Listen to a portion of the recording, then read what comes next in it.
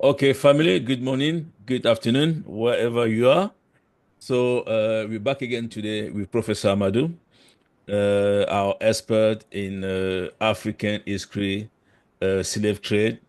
So today, last week we spoke about the Chika people in Cameroon, and then today we're gonna speak about the Bamileke. And before actually speaking about the Bamileke, Professor gonna come back on the history of Cameroon, and then he's gonna speak about the map. So he prepared a few map about the evolution of Cameroon as a country. So he's gonna present that, and then we're gonna move on to the Bamileke. So anyone got a question? Raise your hand, just speak, and then we're gonna be able to find the answer to your question. So I'm gonna let Professor take over. Okay, thank you so much, brother Monkam. Thank you thank you to all of you for attending to that appointment. And we are going to start with the evolution of Cameroon territory.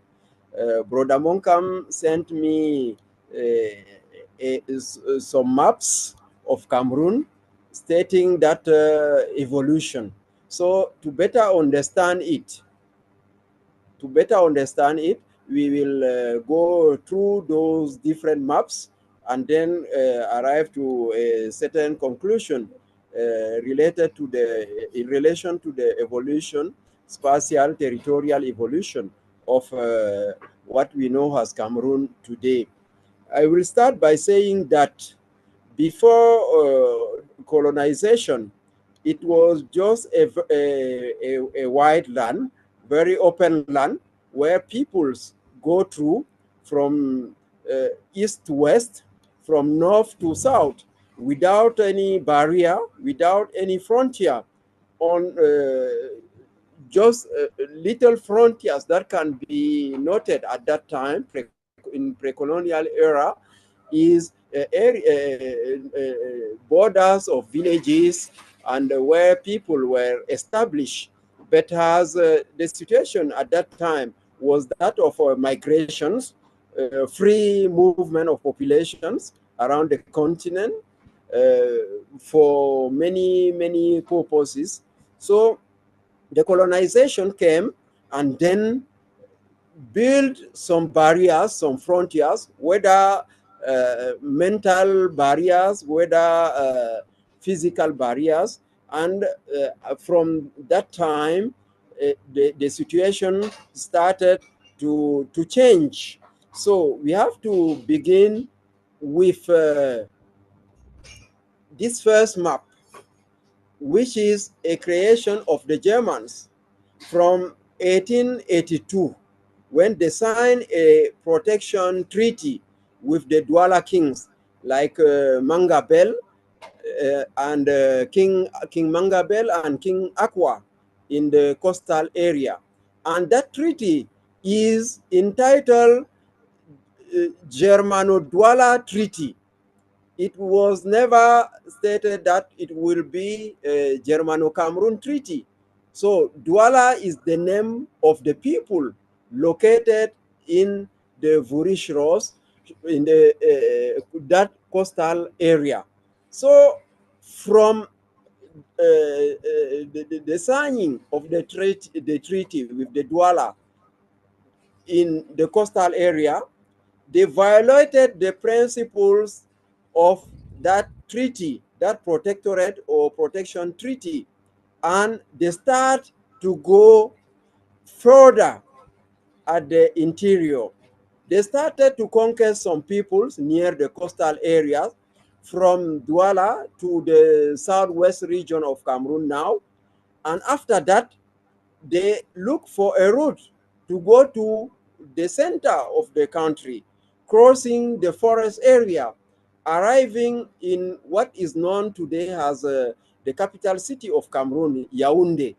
So the conquest of those areas in violation of the agreements with the Douala make that the treaty is no longer between Germans and the Douala, but the treaty is just a starting point to draw a map going to west, going to southeast, going to the north through the Lac Tchad.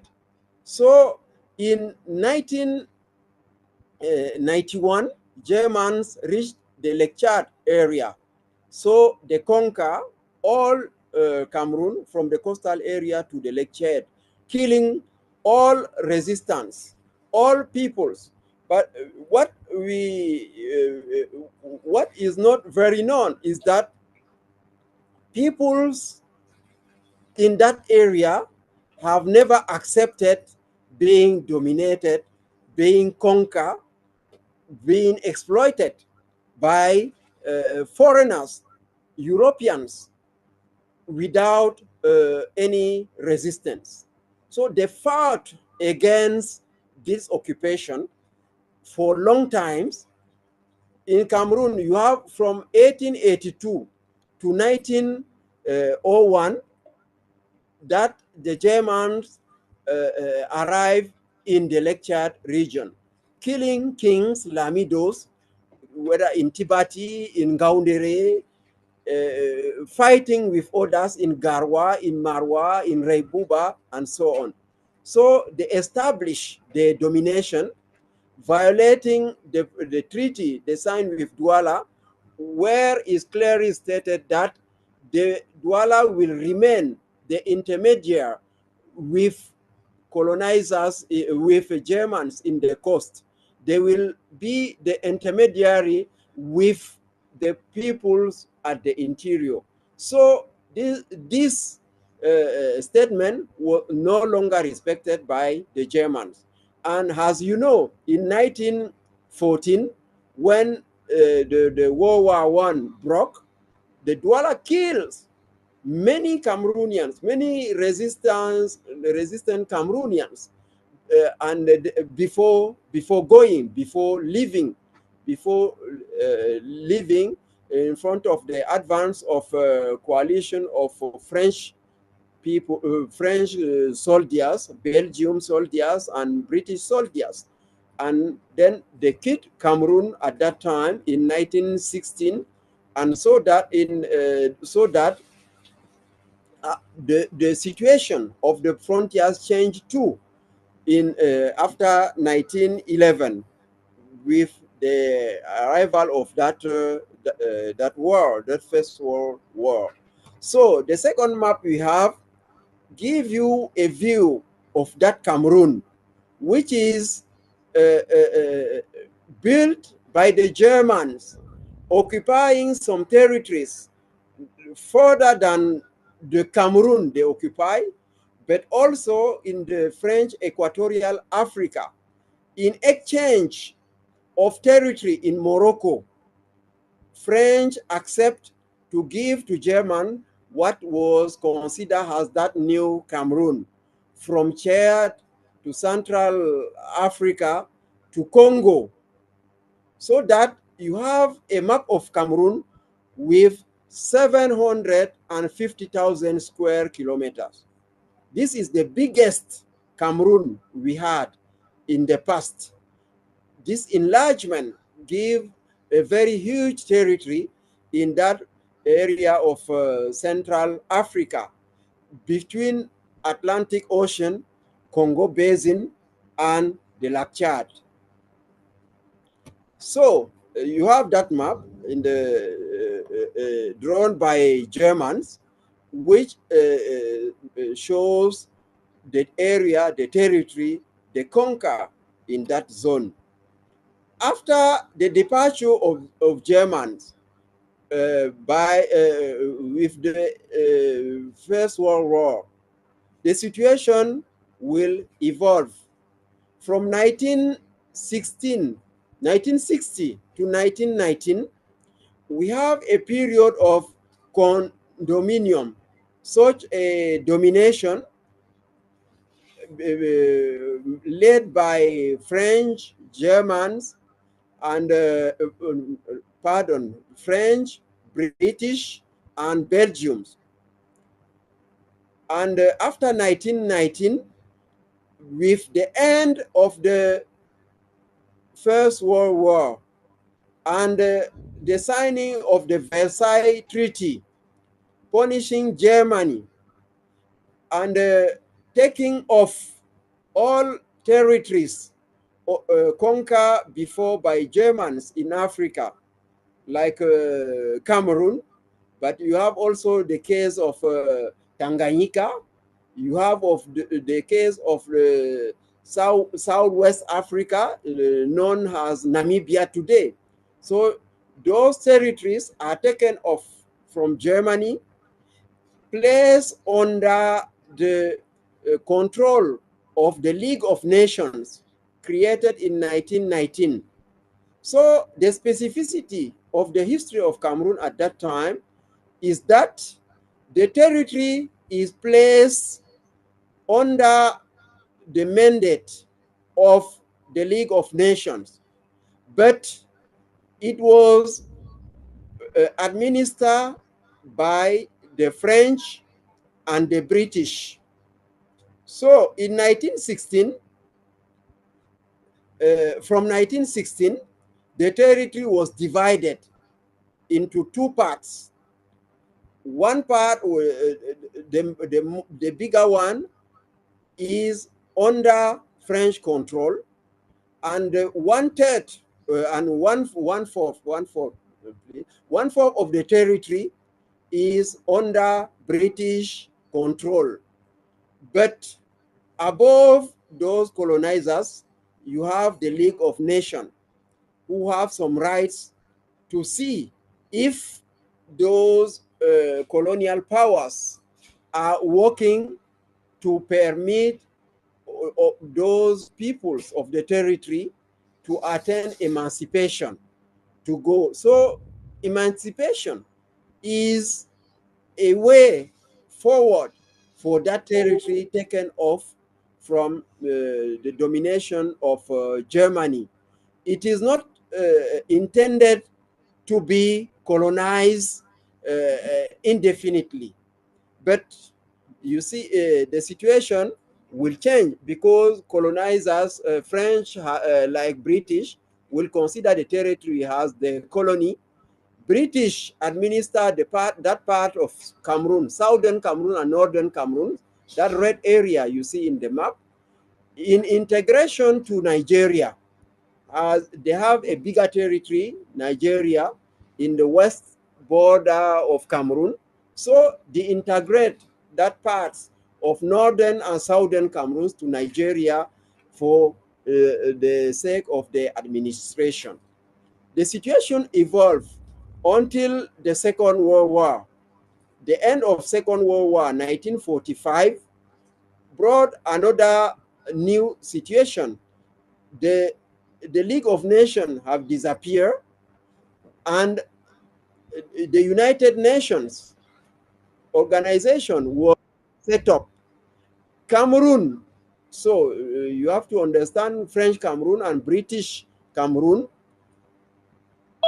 became trusteeship territories under the control, under the administration of British and French at the end of the Second World War. The situation evolved by the beginning of political and administrative evolution, also in the political domain, so that people of the territory start politically making some revendications for better life, some freedoms, and also accession to freedom, to independence. So the end of the occupation by European powers, and namely British and French at that time. In 1948, the UPC, Union of Population of Cameroon, a party of the first party politics created in the area, and asking for the reunification of those two parts of the country, namely British part, dominated parts and the French dominated part, to reform the Cameroon as known in the German period. So after that, the situation evolved until 1960. 1st January, the part controlled, administered by French, acquire independence on the 1st January 1960. Remain the case of the northern and southern Cameroons under British domination. As you know, Nigeria acceded to independence in October 1960. So you have Nigeria, which is independent, and Cameroon, what is known as Republic of Cameroon, independent in 1962.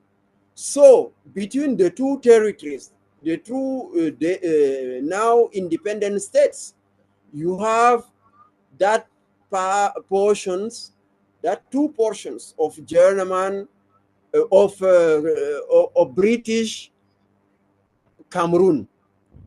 And the United Nations decided to ask the people of those two areas, Southern Cameroons and Northern Cameroons, what will be their choice, whether integrate the Republic of Cameroon or be attached to Nigeria. A plebiscite, a double plebiscite, was organized on the 11th and 12th February 1961. And at the 11th in Southern Cameroons, at the 12th in the Northern Cameroons. And why consulting those two parts separately? Some historians said that there were manipulations from some political actors from Nigeria and also from those two parts, because they know that if the plebiscite was unique, the two parts will go back to Cameroon and be attached to the Republic of Cameroon. Because of the cause was very popular in the southern Cameroons and lesser in the northern parts, in northern Cameroons, which is historically part of the Sokoto Empire, dominated from Nigeria for decades. So they decided to organize it in 2 days. The first day in 11 February in the southern Cameroons, and the second on the 12th February, the next day, in the northern Cameroons. The decision was that southern Cameroons decided to come back to Cameroon to join the Republic of Cameroon, and the northern Cameroons decided to join Nigeria. After that plebiscite, a very big, huge and long dispute between Cameroon, Republic of Cameroon, and Nigeria, and also UN officials. Cameroon said that there is a lot of frauds, massive frauds in that part of southern Cameroon, which led to that attachment of this territory to Nigeria.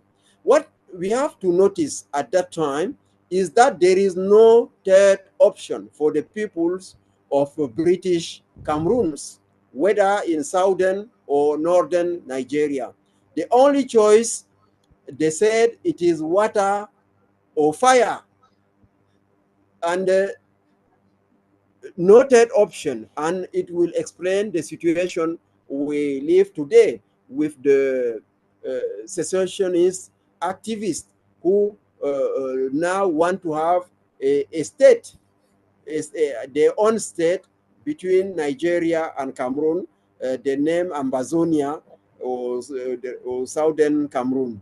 So from this time, you have some peoples continuing to ask for that third option, which was not validated by the United Nations at that time. To go further, after that plebiscite of 1961, you have this map of Cameroon. The red area represents the southern Cameroons, that territory, ancient British control southern Cameroons. The green one is the Republic of Cameroon, that is the French Cameroon. The two parts join together and form what is known the Federal Republic of Cameroon from 1961 to 1972.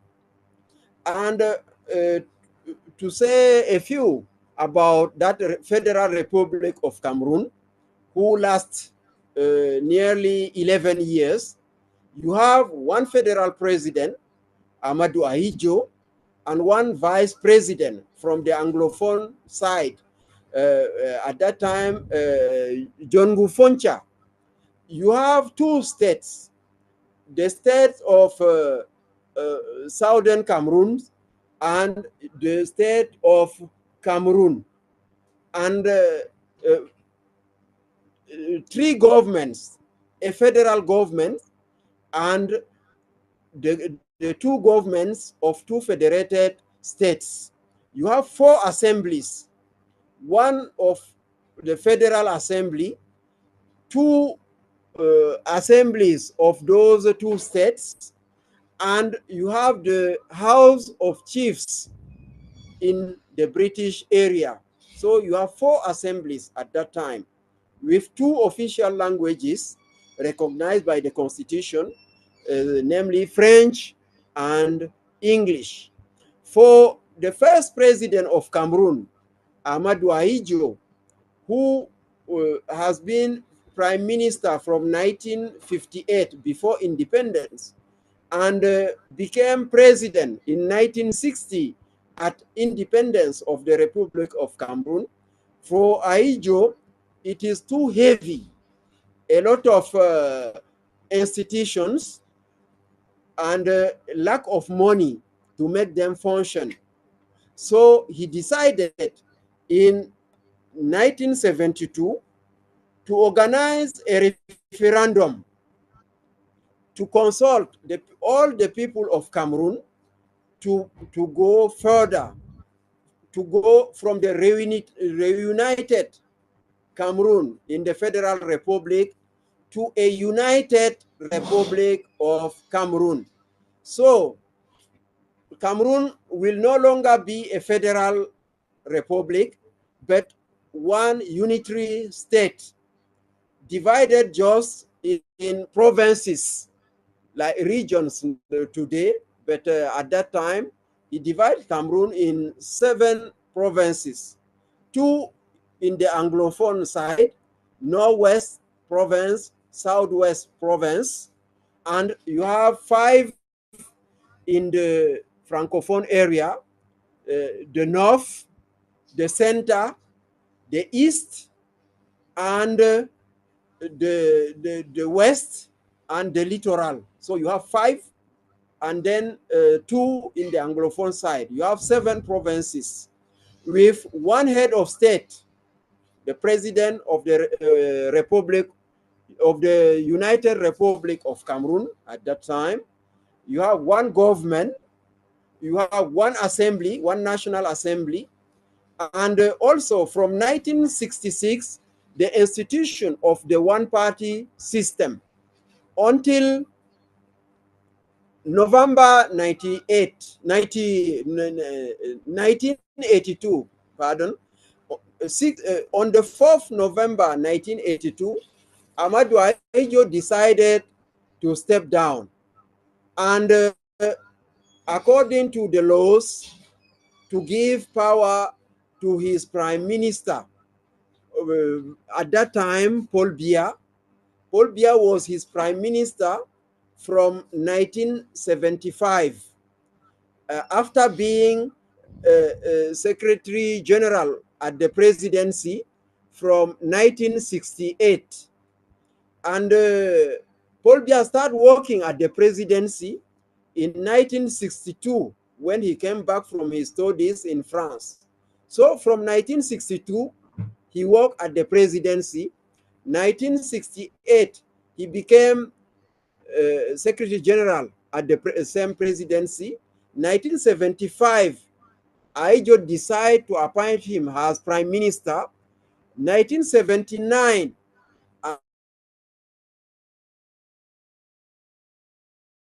Aijo make an amendment to Prime Minister, the successor of the President of the Republic, in case of dismissal, death, or any other case. So in 1982, the 4th November, Aijo decided to step down. And on the 6th November, Paul Biya swore in and then took over power.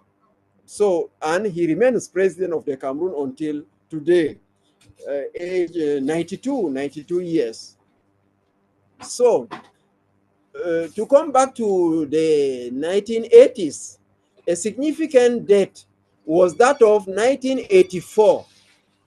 And what is important to note at that time is the decision of President Biya to modify the constitution by passing a law, an amendment at the assembly to change the name of the country from the Republic, the United Republic of Cameroon, to only to simply Republic of Cameroon.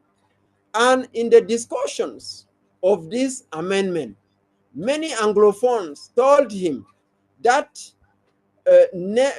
to name the country Republic of Cameroon is to say that Anglophones no longer exist, because Republic of Cameroon is the name given to French Cameroon in 1st January 1960 when acceding to sovereignty, acceding to independence. They started intervening, discussing, and they were not heard by the majority, who decided to pass over and change the name of the country. And from that time of 1984, Anglophones began to ask for the return to the Federation, to the Federal Republic of Cameroon, to rebuild the two states, one French Cameroon state and one Anglophone or state, like what was done from 1961 to 1972. So the Republic of Cameroon was born and was divided into 10 provinces. And the 3 other provinces which were at from the North Province divided into 3, and the South Province, the Center and South Province was divided into 2. You have the center and you have the south. So from 7, the Republic of Cameroon passed to 10 provinces, which nowadays are renamed as regions, according to the politics of decentralization. So you have 10 regions now, 58 divisions, 360 subdivisions, who are also corresponding to the municipalities ruled by 360 mayors. In 1990, Cameroon come back to multipartism. So now we have around 300 party politics, in Cameroon. You have also a very important step, the Bakassi crisis. Bakassi is an area between Nigeria and Cameroon in that region of Rio del Rey. And Nigeria invade that peninsula, saying that it belongs to it. And some fights between Cameroon militaries and Nigerians, and the two countries decided to go to the international tribunal at La Hague, and then the dispute was settled by giving back Bakassi to Cameroon in 2002. The other important step is that Anglophone secessionist crisis from October 2016, and until today the situation was not solved. And before the crisis, we have noticed many Anglophone conferences in which Anglophones put out some grievances about the ruling, the administration of the area, and also of the Cameroon, the state of Cameroon as a whole. And they decided to take arms. Now it becomes an armed conflict, so that you have a militarization of the conflict in both sides, and until today it was not solved. And despite dialogues or some attempts, discussions, but until today the crisis was not definitely settled. And to go further to what will be the future is the next presidential election at the 7-year term of mandate of the president in October 2025. So next presidential election. And as I have said, the president is there for 42 years, since 1982. And on the 30th of February, he will celebrate his 92nd year. How can a president of 92nd year can ask for a 7-year term, another 7-year term again? This is the question. This is the situation now. And I have to conclude by saying that territorially, the situation of Cameroon has evolved, as you see in those different maps. From I said from 1882 to nowadays, and the territory has been modeled. The boundaries have been redefined according to those historical evolutions. Thank you, and we will. I am listening to you for your questions, if any. Thank you so much for your kind attention. Thank you, Professor. That was really a good explanation of how the map of Cameroon as a country move, we evolved. So what am I going to say again? Anyone is happy with the explanation? I know that there was a lot of people asking about the map, the date of the map, and then to have this explanation. Is everybody happy with that? Anyone got a question?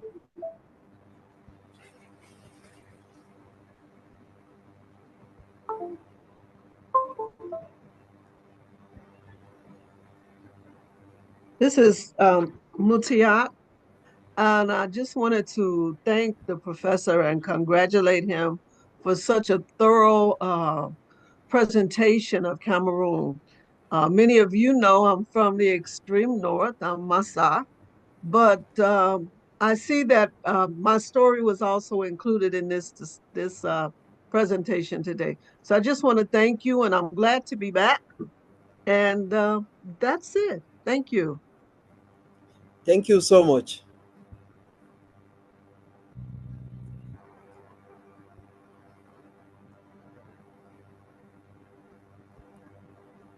Any question?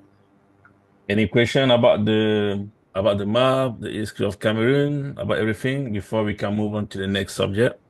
You know, a quick question. Is it possible to get maybe like a link to it? I'm on my phone and I would like to have the presentation. Yeah, Okay. sure. I think I've shared on the group already. Can share the presentation. I've sent it to him. I've shared it on the group. Can you see on the group? I've shared 2 presentations on the group. I can see it, but I'm on my phone, so there's no way to Okay. save this to my phone. Okay, so what I'm gonna do, if you can send me your phone number, I'll share it on WhatsApp. So anyone can who want it, I can share it on WhatsApp as well. Would that be okay?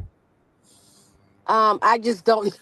I don't know my WhatsApp number. I'm on WhatsApp, but I don't know my number. So, Okay. Okay. Or my I'll probably do that apologies. on email address. If you send me your email address, I will be able to share it on email. Anyone who is willing to have the conversation, the presentation, please share your email address, and then I'll be able to send it straight to your email. Thank you, Professor. Thank you so much.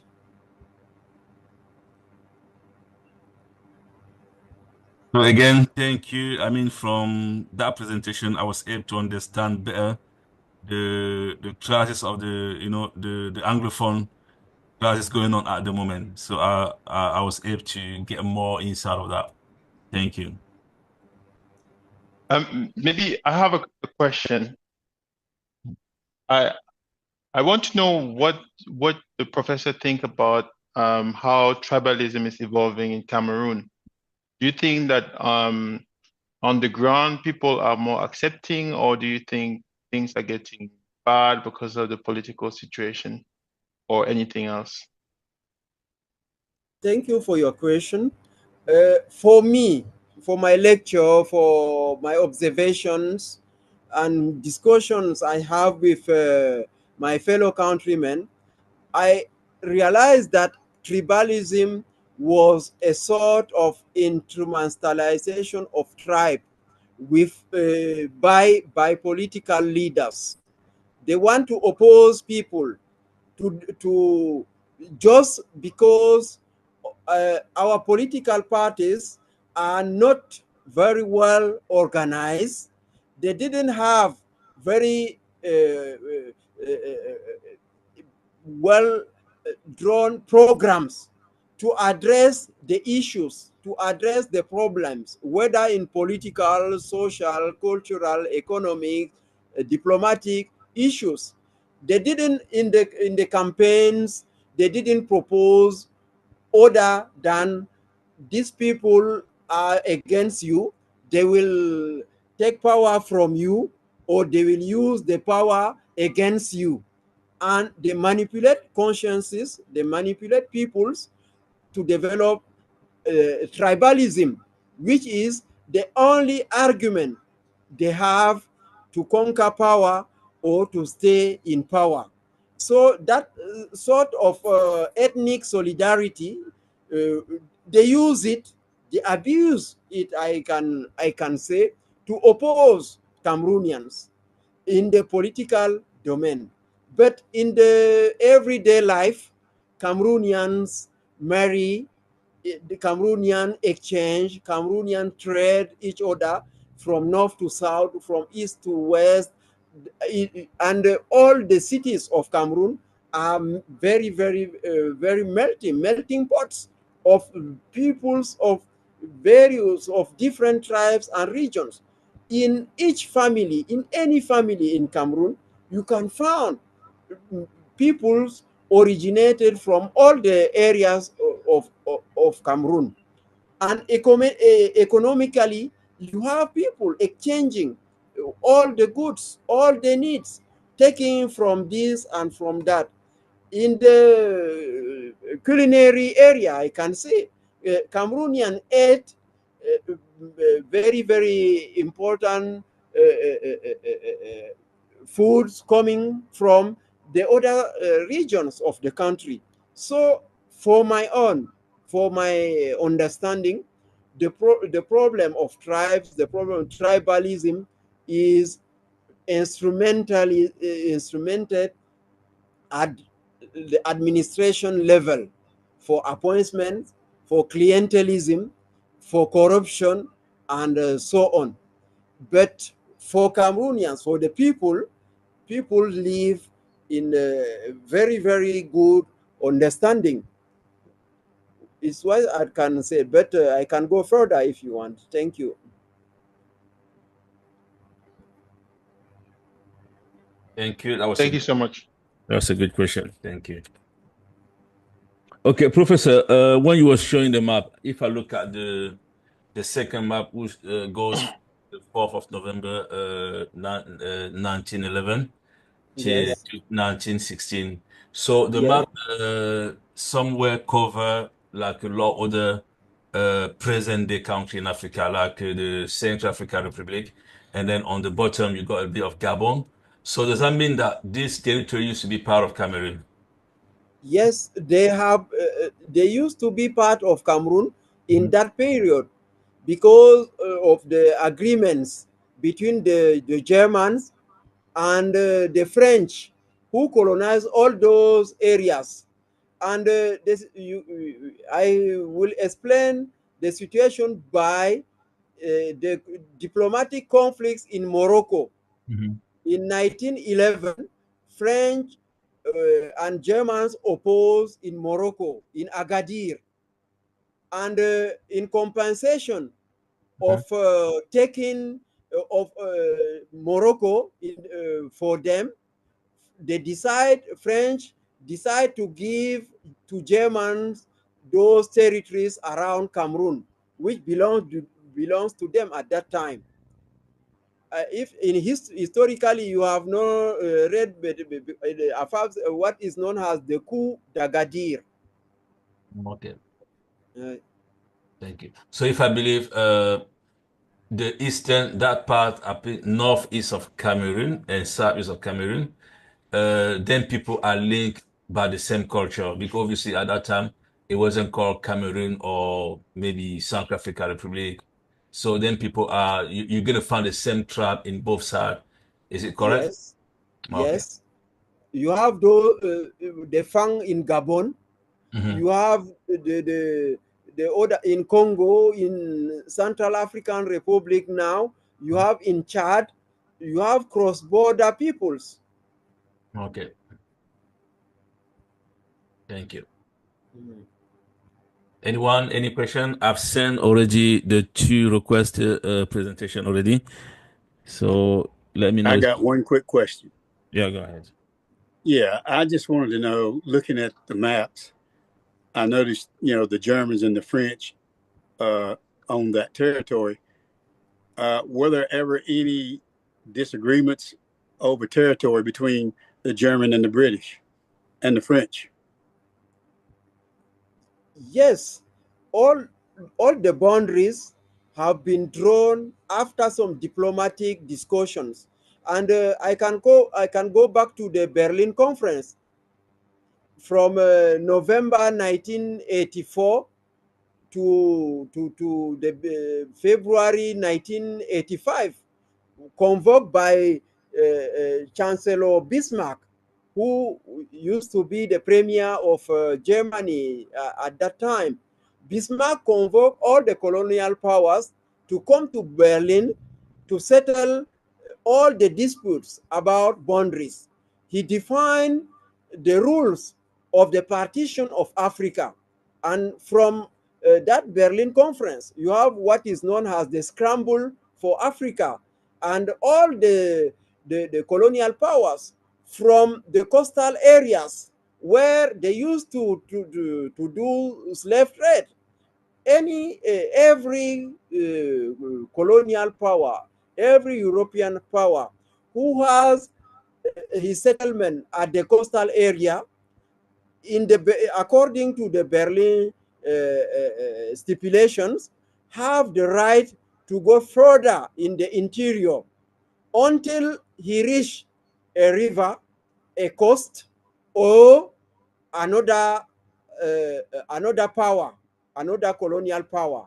Then they settled they sat down and then drew the map definitely. So we have many treaties, many agreements between the German and the British in that western part of Cameroon, that western border. We have some agreements, many agreements with Germans and the French in the east, in the northeast, and in the south of Cameroon. And after the First World War, French and British who put out, who chased Germany from Cameroon, they started by taking over all the territories they conceded to Germany before the war. And it is why the modification of the map of the territory from 1916, they took off all those parts they have given to Germany, and then we have what remain has and noted as Cameroon today. Thank you. Thank you.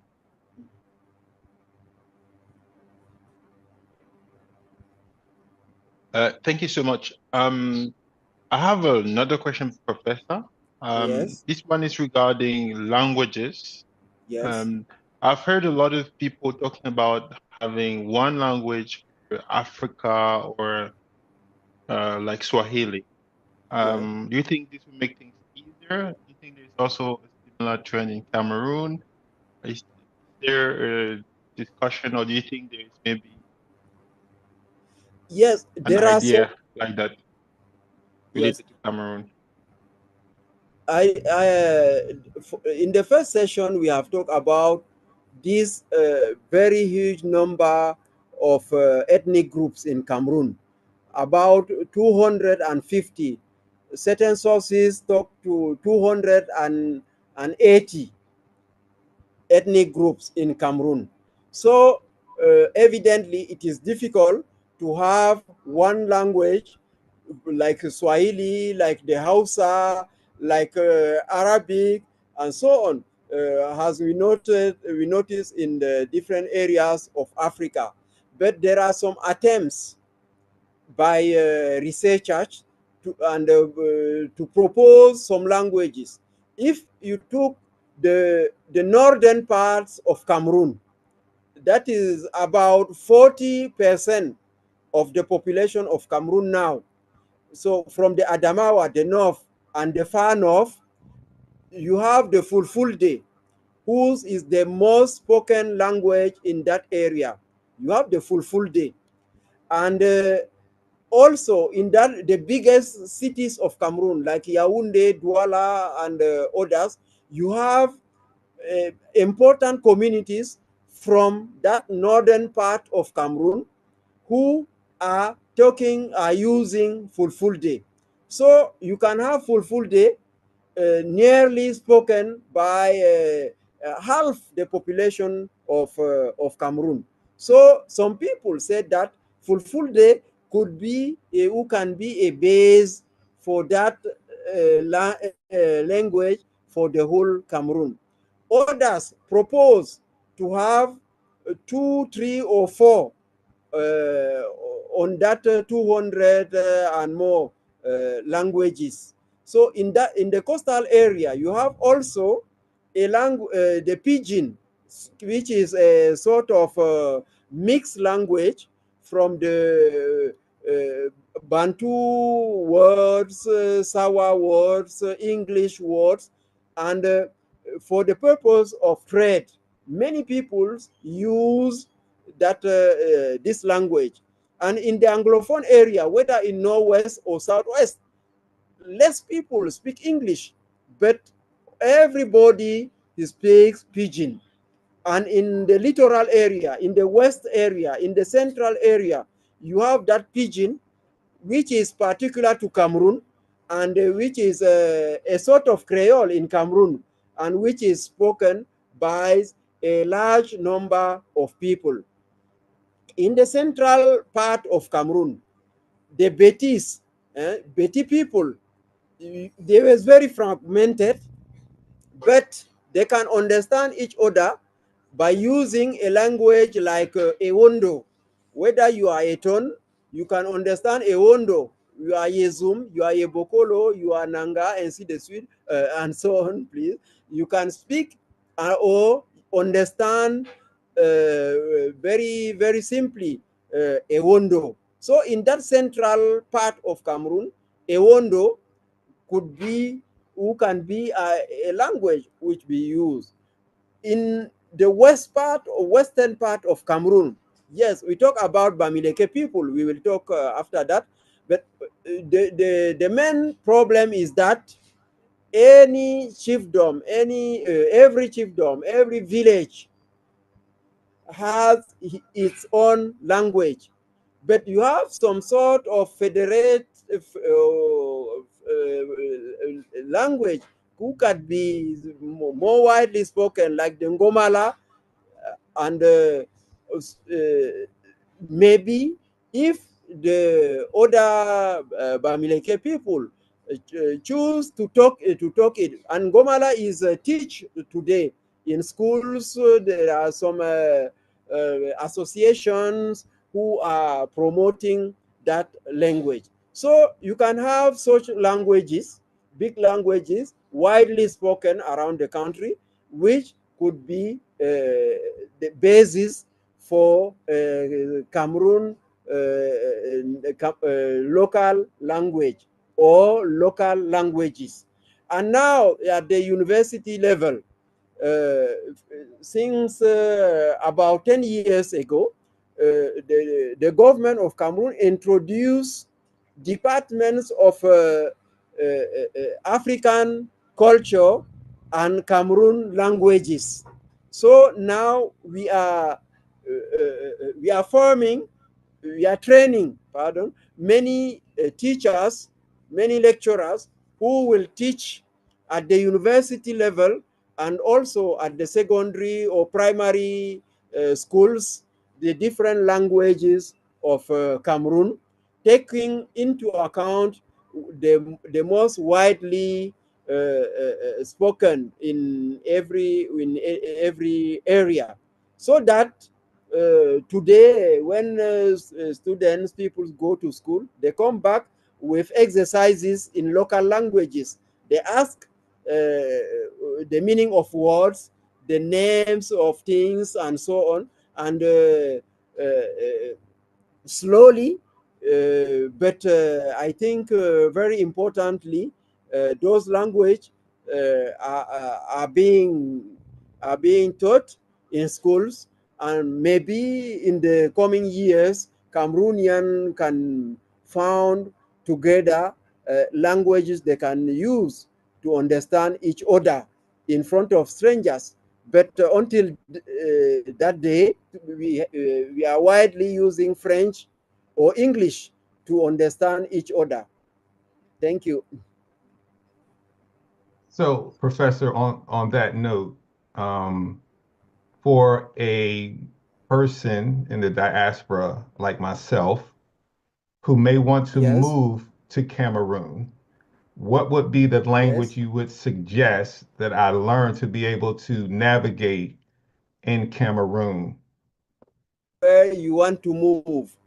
If it is in the Francophone zone, so 8 regions over 10, French is more widely spoken.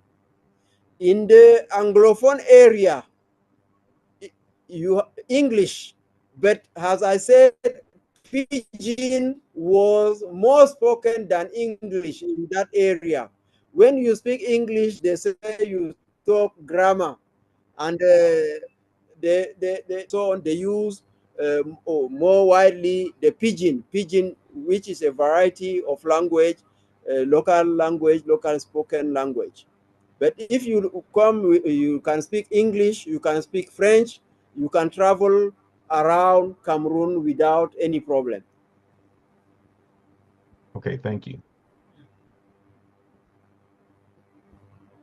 Thank you, Professor. I think what we're gonna do, we're gonna move on to the next subject. So, Okay. anybody who got any question, we can also take the question, and we're gonna be able to forward the question to you.